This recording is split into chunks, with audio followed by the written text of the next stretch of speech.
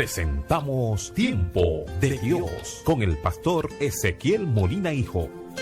Una palabra de fe que puede transformar. Oyeron esa parábola, se dieron cuenta de que contaba esa historia en contra de ellos, pues ellos eran los agricultores malvados. Querían arrestarlo, pero tenían miedo de las multitudes que consideraban que Jesús era un profeta.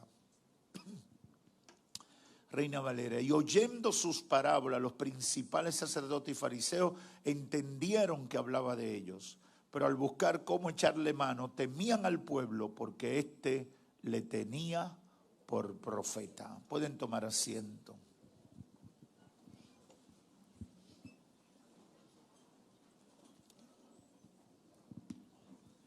Aleluya. Quiero hablarles con el tema los enemigos de Jesús.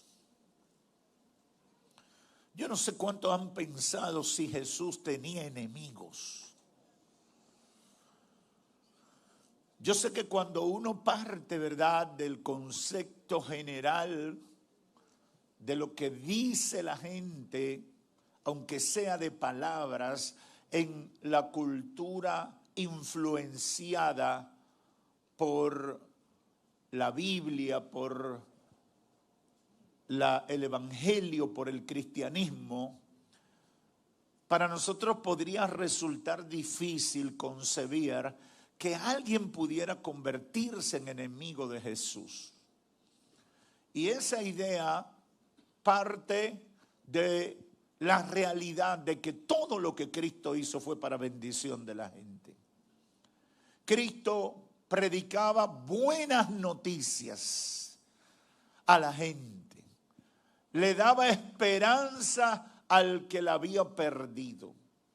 Sanaba al que estaba enfermo. Traía solución a los problemas de aquellos que llegaban atribulados y atormentados. Daba liberación al que estaba esclavo del diablo por los demonios y fuerzas espirituales de maldad. Entonces, cuando usted valora las actividades de Cristo, lo que normalmente era el día a día de Cristo, usted tiene que llegar a la conclusión, no debería tener ningún enemigo, porque lo que hace es bien a las personas. Sin embargo, el ministerio, mensaje y ejemplo y el impacto también del ministerio de Cristo en la realidad generó una cantidad de enemigos y la Biblia lo señala. Muchos eran enemigos públicos y otros eran enemigos en secreto o camuflajeados. ¿Jesucristo se merecía eso? Obviamente que no. Porque uno parte de que la gente que hace el bien no debe ser rechazado por nadie. Muchas veces nosotros mismos cuando hacemos bien a alguien, ¿cuál es la expectativa que nosotros tenemos? De que esa persona nos va a agradecer, de que esa persona nos va a tratar bien, de que esa persona nos va a defender si somos amenazados, porque uno dice, yo sembré hacerle un bien a esa persona, no debo esperar recibir maldad, pero eso es un error. La gente piensa así, pero la realidad es que aún usted haciendo bien, usted recibe mal de muchas personas. Y hoy con la ayuda del Espíritu Santo quiero que meditemos alrededor de este tema, los enemigos de Jesús, porque no tengo dudas de que el Espíritu Santo lo va a utilizar para sacar de la confusión espiritual a algunas personas y ayudar a otros a conocer la realidad de muchas de sus luchas espirituales, porque en esencia toda esa batalla en cuanto a la imagen, la percepción, el concepto que tienen de Cristo es una obra de las tinieblas para que tú no puedas aprovechar el amor de Dios, la verdad del amor de Dios para tu vida. Nosotros tenemos batallas a veces, una gente más que otra, a veces con que de verdad tú me amas. Y con Cristo pasa eso. Porque usted comienza a escuchar tantas teorías y tantas cosas que a veces uno termina confundiendo la verdad de lo que ha sucedido. Creo que debemos comenzar preguntándonos quiénes eran los enemigos de Jesús a la luz de la Biblia y por qué se convirtieron en eso. Y yo hice un ejercicio, no una exégesis demasiada profunda, pero encontré varios grupos rápidamente ahí en los evangelios que quedan identificados los enemigos de Jesús. Número 1, comenzamos con un grupo muy conocido, los fariseos. Los fariseos. Jesucristo teóricamente debía ser amigo de ellos. ¿Por qué? Porque ellos eran celosos en cumplir la ley de Dios, que incluía el anuncio del advenimiento de Jesús como el Mesías. Entonces se supone que esta gente, los fariseos, que se caracterizaban por cumplir la ley de Dios, por ser legalistas, por ser cumplidores y hasta exhibidores del cumplimiento de los mandamientos, debían ser amigos de Jesús. Sin embargo, esta gente se convirtieron en intolerantes, en sinónimo de orgullo y en términos prácticos en adversarios radicales en contra de Cristo. ¿Y por qué pasó eso? ¿Qué los llevó a eso? Bueno, Cristo en Mateo 23 dice algunas cosas interesantes de ellos que yo les recomiendo que en su casa, en sus lecturas devocionales, usted lo lea para que vea todo lo que Cristo pensaba de los fariseos. Pero solamente les refiero 2 o 3 cositas de los fariseos. De acuerdo a Jesús, detrás de esa imagen religiosa, ellos eran unos perfectos hipócritas que no tenían ningún deseo sincero de hablar verdad ni de cumplir con la verdad. Y miren lo que Cristo dice en el verso 3 de Mateo 23. Así que todo lo que ellos digan, los fariseos, todo lo que ellos digan que guarden, es decir, que respeten de la ley de Dios, guárdenlo y háganlo, mas no hagan conforme a sus obras, porque dicen y no hacen. Oye cómo Cristo los describe. Detrás de esa imagen religiosa y de aparente santidad y cumplimiento, Cristo dice, miren, les voy a decir 2 cositas de ellos. Hagan lo que ellos dicen con la boca, pero no con los hechos. Porque ellos en el fondo, los que son unos perfectos hipócritas, que lo que quieren es ganarse el favor de la gente. Otro detalle que Cristo decía de los fariseos, porque cualquiera veía a los fariseos y lo compraba.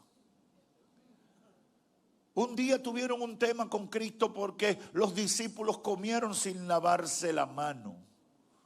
Y le hicieron todo un show a Jesús porque los discípulos comieron sin lavarse la mano. Lo primero es que en la situación no había mucho chance para lavarse las manos. Hay lugares que usted puede llegar en el campo y en situaciones que a veces usted no tiene ni cómo lavarse la mano porque no hay agua, no hay un río y usted tiene que marcharle a lo que tiene. Bueno, los discípulos no se pudieron lavar la mano. Y ellos, eso fue un problema. ¿Por qué? La mayoría de la gente no sabe eso. Pero ¿cuál era el ceremonial que hacían ellos cuando se lavaban la mano? Todo un show. Se lavaban las manos, se las enjuagaban con muchas cosas. Y todo.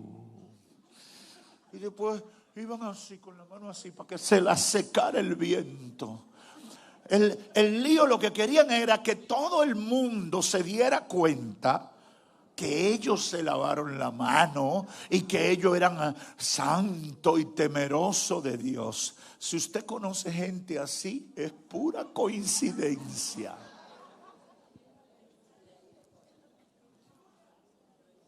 ¿Qué dice Jesús además de ellos en Mateo 23:13? Que detrás del aparente deseo de servir a Dios y guardar la santidad, lo que realmente hacían era cerrarle el cielo a las demás personas. Mire lo que dice el verso 13 del Mateo 23.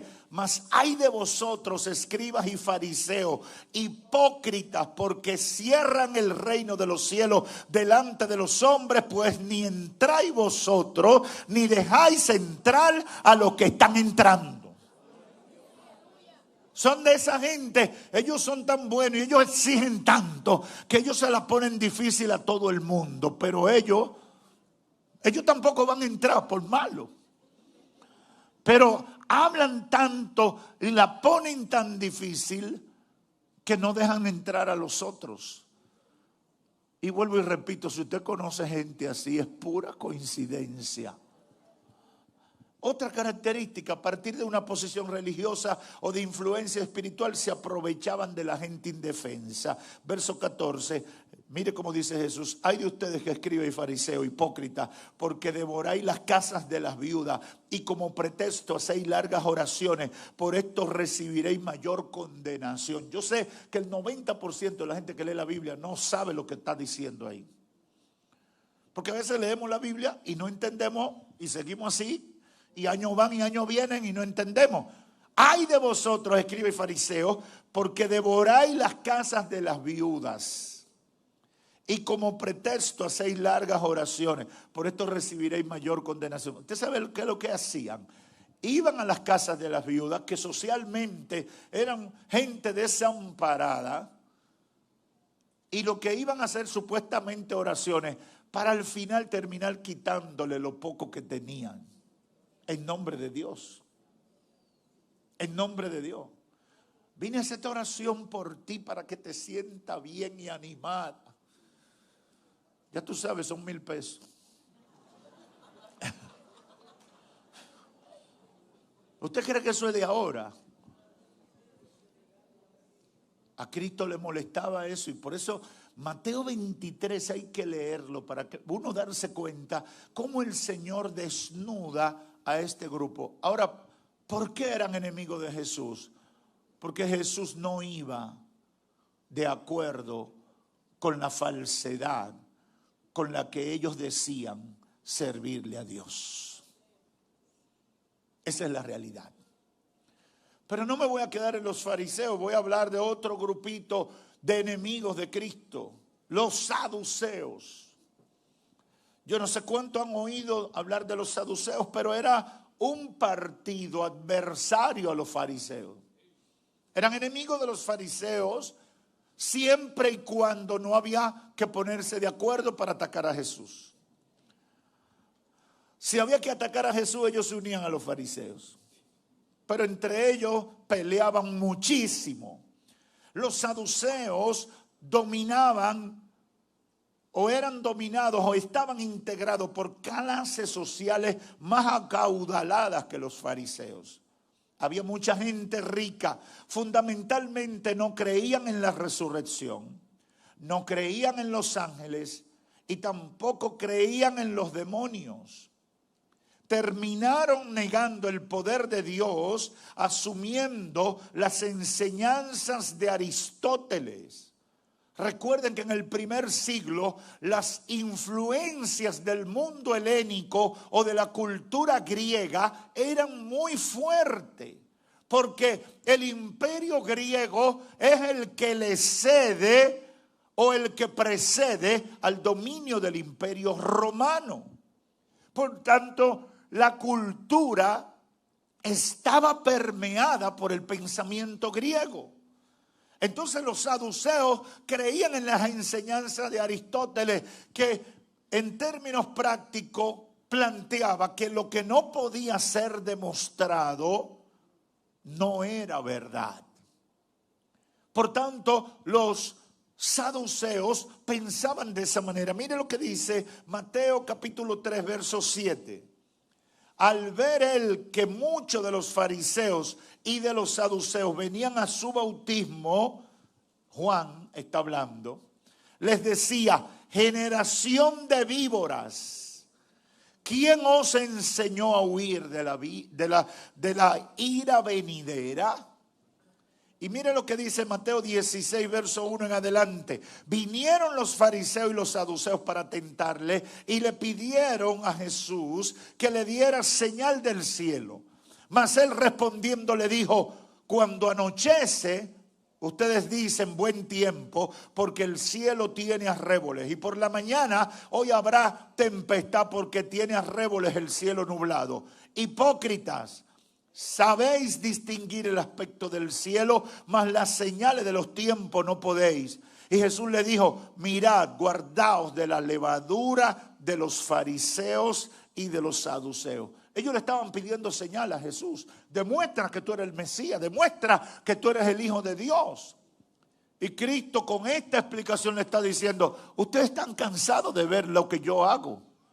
Y me están pidiendo más demostraciones porque no quieren ver. Quieren poner en duda todo lo que pasa, como le pasa a mucha gente. Dios hace obras en una gente, ven los testimonios del obrar de Dios, pero siempre ellos están pidiendo que le prueben, que le prueben, que le prueben y que le demuestren.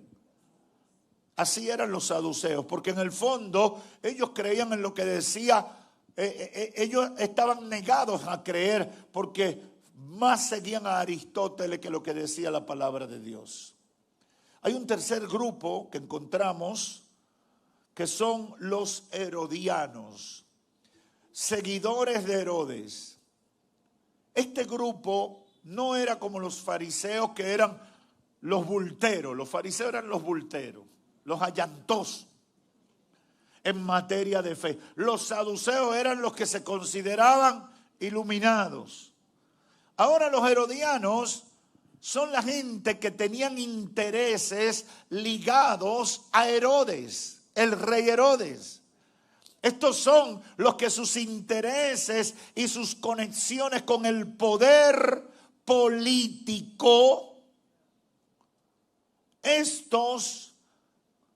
los que sus intereses y conexiones con el poder político estaba por encima de todo, y por eso Cristo se convirtió en un problema para ellos. Miren lo que dice Mateo 3, 5 al 6.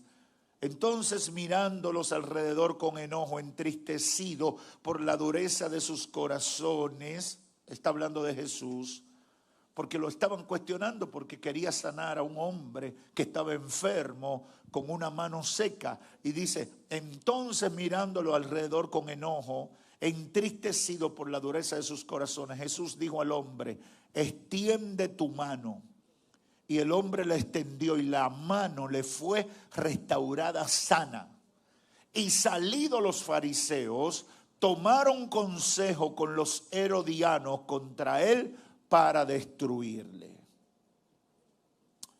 Habían varios grupos más. Estaban los escribas, los esenios, etcétera. Pero en resumen, la conducta y las acciones de esas personas lo llevaban a convertirse en enemigos de Jesús. ¿Por qué? Porque el mensaje de Jesús impactaba a la gente, porque la gente seguía a Jesús, porque Jesús hablaba con verdad y habían grupos que hablaban de mentira, porque lo que Jesús decía le podía dañar la pegada que tenían con Herodes. Cuando usted comienza a analizar, va a ver cómo las cosas en todos los tiempos se van pareciendo. Los enemigos de Jesús, tal como lo describe la Biblia, tenían todas esas características. Y yo quiero concluir con dos ideas que considero fundamentales, que deben quedar en nuestra mente y en nuestro corazón, porque fue lo que el Espíritu Santo puso en mi corazón. Y es que tengamos claro que a pesar de la bondad de Jesús y la bendición de su mensaje, tenía gente que le era contraria. Y eso debemos tenerlo pendiente. Por encima de la bondad de Jesús y la bendición de su mensaje tenía gente que le era contraria. ¿Por qué? Porque el mensaje de Jesús chocaba con los intereses que ellos representaban, aún estando dentro del mismo sistema religioso. Hermano, piensa en eso. Eso pasa con nuestra identidad como cristianos, con la praxis de nuestra vida cristiana. A veces solamente ser cristiano ya está atormentando a un grupo de gente. Solamente identificarte como una gente que habla verdad, ya hay un grupo de mentirosos en pánico. Dice, no, aquí hay uno que habla verdad, aquí esto se fue a pique. Porque todos nosotros nos ponemos de acuerdo para hablar embuste, pero este va a decir la verdad. Y aquí se va a dañar todo el entramado que tenemos. Entonces, lo mismo que pasó con Cristo pasa con los cristianos. Solamente tu ética cristiana, tu conducta cristiana, tu manera de ver la vida, tu manera de conducirte en la vida va a representar una amenaza para todos los que son contrarios a eso. Cristo tuvo problemas con los fariseos. Bueno, porque eran unos hipócritas. Y Cristo no era hipócrita. Y cuando la gente trataba con Cristo, decía, este es diferente. Este habla verdad. Porque todo el mundo se entera de lo que pasa. Tú puedes tener el maquillaje, tú puedes tener el ropaje de santidad, tú puedes tener una imagen maquillada por palabras y poses políticamente correctas, pero la verdad saldrá a la luz. Por eso dice la palabra que debemos ser cartas leídas. Nosotros tenemos que aprender a ser cartas leídas. No ser gente de poses ni de circunstancia. El problema de los fariseos es que eran unos perversos. Se vendían como santos, pero eran unos impíos. Obviamente Cristo era un problema para ellos, porque Cristo no hacía bulto. Y la gente cuando conocía a Cristo decían, a este que queremos seguir. Y toda la estructura de ellos se iba a pique. Igualmente con los otros. Los saduceos, los herodianos. En estos días hay muchos herodianos.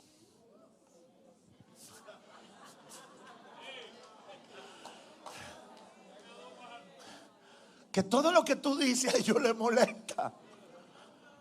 Desde que tú defiendes un valor de la fe, ahí están los herodianos peleando contigo. Pero no es porque ellos crean o no crean, es que tú estás atentando contra su búsqueda. Lo que tú dices, tú no puedes decir nada en contra de Herodes.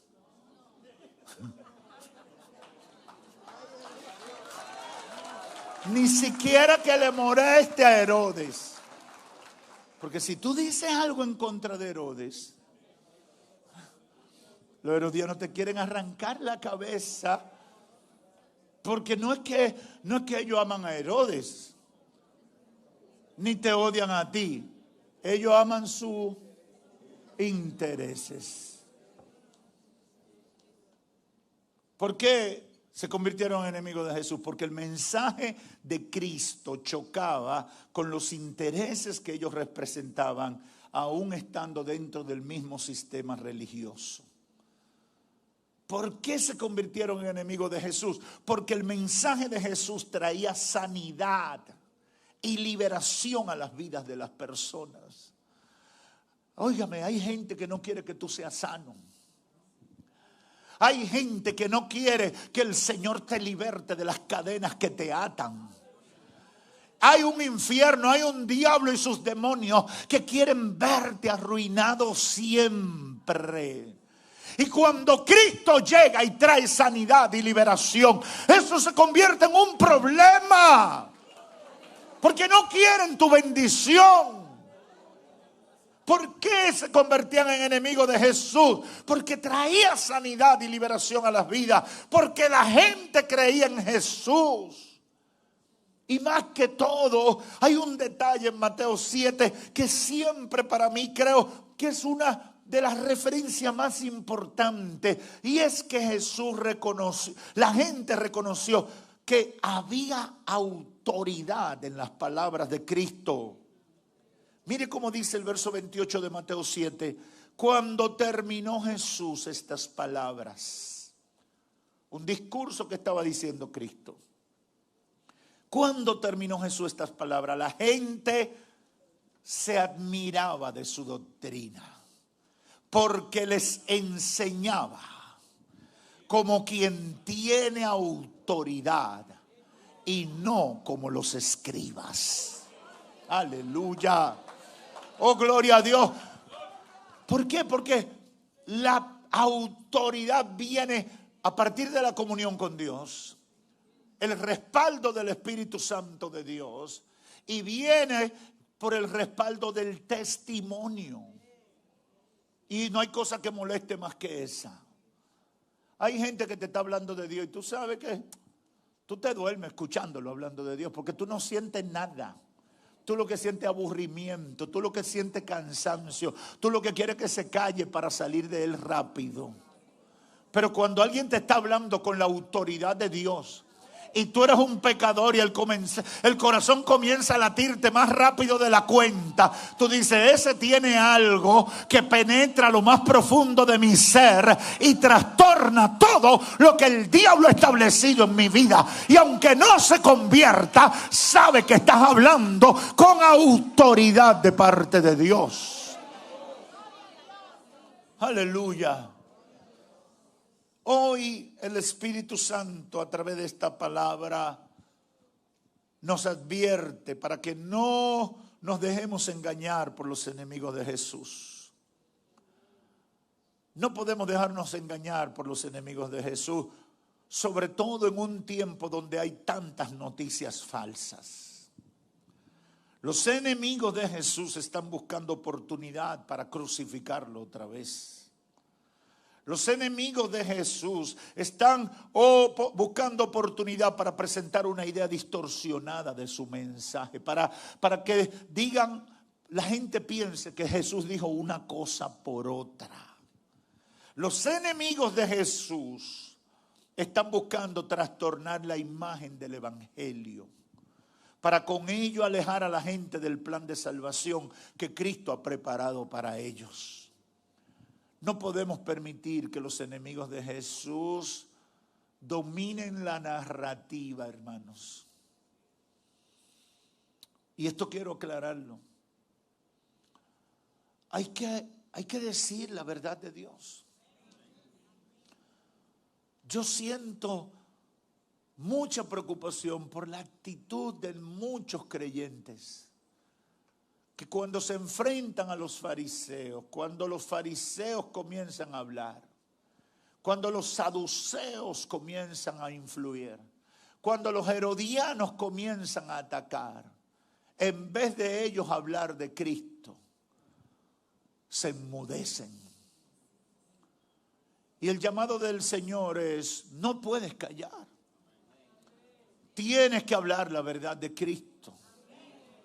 A Cristo no le importó lo que decían los fariseos. Y cuando tenía que decírselo en la cara, se lo decía. Y usted dirá, pero Cristo andaba buscando pleito. No, pero usaba su autoridad. Y no era hipócrita con él, ni con ellos ni con nadie. Le decía generación de víbora. Cuelan el camello. Cuelan el mosquito y se tragan el camello. Perversos, que hacen las cosas malas. Usted sabe que a la gente no le gusta que le digan que es malo, siendo malo.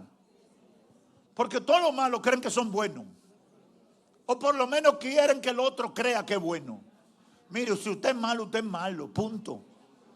Si usted es un perverso, acepte su realidad, porque si no la acepta nunca tendrá oportunidad de cambiar, de salvarse, de ser restaurado. Lo primero que uno debe hacer cuando uno ha hecho cosas malas es admitir su error, admitir su maldad y arrepentirse para que la misericordia del Dios del cielo lo alcance. Pero no querer negar la verdad. Hay gente que no le gusta el evangelio y esa va a ser una de las razones por las cuales vamos a ser perseguidos en el último tiempo. Hay países donde ya predicar el evangelio se evalúa, se toma, se califica como un discurso de odio. Porque se dice que la paga del pecado es muerte. Porque se dice que los adúlteros, que los mentirosos, que los fornicarios, que los afeminados, que los homosexuales, que toda la gente que habla y hace mentira, su destino es el lago de fuego con el diablo y los demonios. Ya hay países donde tú no puedes decir eso públicamente porque te hacen un expediente. Y te culpan, porque el que esté en pecado no quiere que le digan que está en pecado. Muchos enemigos de Jesús, podría decir que todos, el problema que tenían con Jesús es que Jesús hablaba la verdad. Y Jesús daba testimonio de la verdad. Y su mensaje, su discurso, sus enseñanzas y todo lo que hacía se convertía en un trastorno para los que vivían del caos, de la mentira, del engaño y de la falsedad. Hoy el Espíritu Santo nos advierte: no se dejen engañar.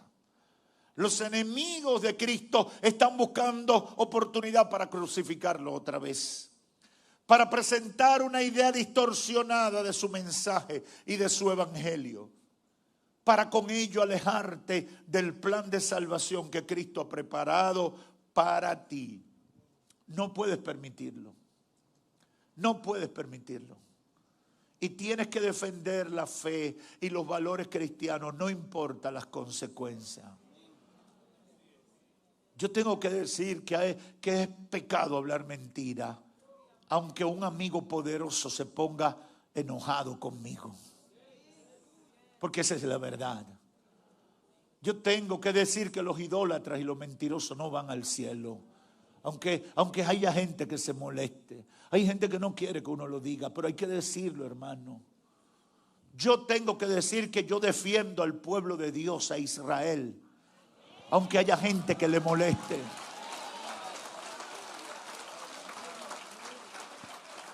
Pero pastor, que en este momento usted no puede decir. Que no puedo decir que no podemos decir que. No, porque hay que esperar un momento políticamente correcto. Políticamente correcto. Jesús nunca esperó un momento políticamente correcto. Siempre lo andaban buscando. Siempre estaban detrás de él, mirando cómo arruinarle la existencia. Y siempre se le escapó hasta que llegó su hora. Eso le va a pasar a la iglesia. Y eso ya le está pasando a la iglesia. Porque estamos en el tiempo final. Los enemigos de Jesús son los que son practicantes de la verdad, de la mentira y la falsedad, y por ende se sienten acosados por el mensaje de Cristo. Por lo tanto, nosotros como cristianos no podemos dejar que dominen la narrativa, el discurso, la opinión. Nosotros tenemos que hablar la verdad de Cristo e identificarnos con la verdad de Cristo. Nosotros no podemos tener enemigo por enemigo. Nosotros podemos tener enemigo por nuestro mensaje. Gente que dice: yo no quiero a esa gente. Bueno, no me quiere.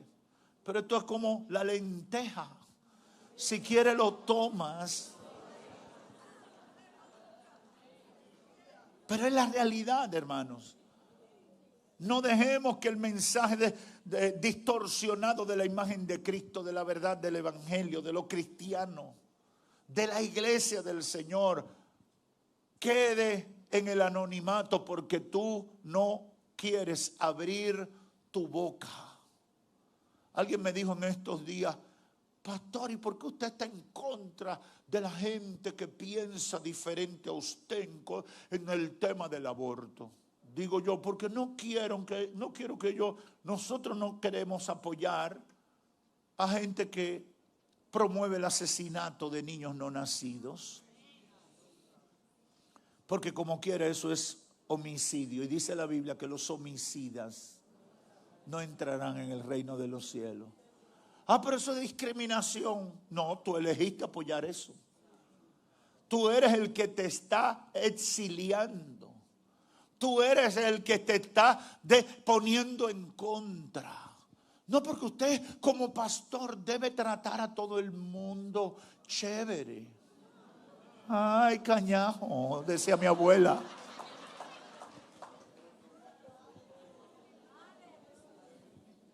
No.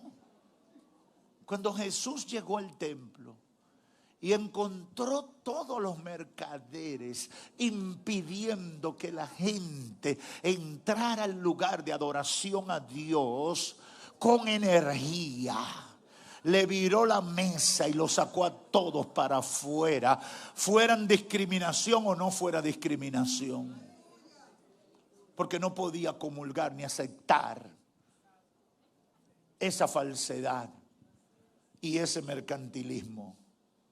Los enemigos de Jesús son los que se oponen a su mensaje, a su testimonio y a la verdad que representa. Concluyo diciéndole a todos los amigos presentes y a la distancia: Jesucristo no quiere que tú seas un enemigo de Él. Él está dispuesto a perdonarte y a salvar aún a aquellos que se han identificado como enemigos. Jesucristo no estableció restricciones. Jesucristo no estableció exclusividad para aquellos que se pueden acercar a Él. Él solo tiene interés en la salvación de tu alma.